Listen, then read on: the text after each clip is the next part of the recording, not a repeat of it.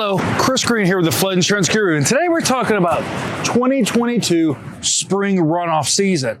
You know, the country's been hit with a lot of ice and a lot of snowstorms already this year, and we're really just in the beginning of February, which means we could be dealing probably at least with another 30 days with this.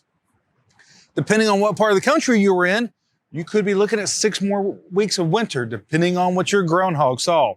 So today we're going to talk about some of the risk of that spring runoff coming in the next couple months. You know, what could we possibly see and how can you prepare yourself for it?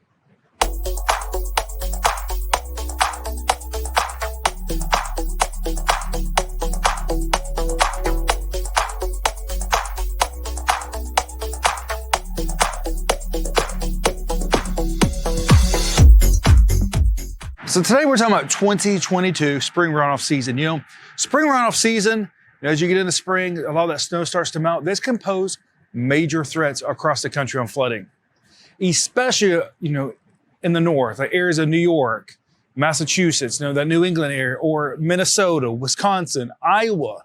What we saw in Nebraska a few years ago with their snow melt season. So those are the areas we're really talking about today. So what are some of the threats of this? Well, when snow melts, it's got to go somewhere. And, it doesn't take that much snow when it comes to melt to turn into 2 inches of water. So it's really important that you protect yourself as the snow starts to melt, like keeping a distance between the foundation of your home and the snowpack in your yard. We usually recommend 6 inches to a foot. But what happens when the snow melts? What causes it to melt? Generally, many times it can be a spring thunderstorm that comes through and takes a 2-month snow melt or a 2-week snow melt and turns into a 2-hour snow melt.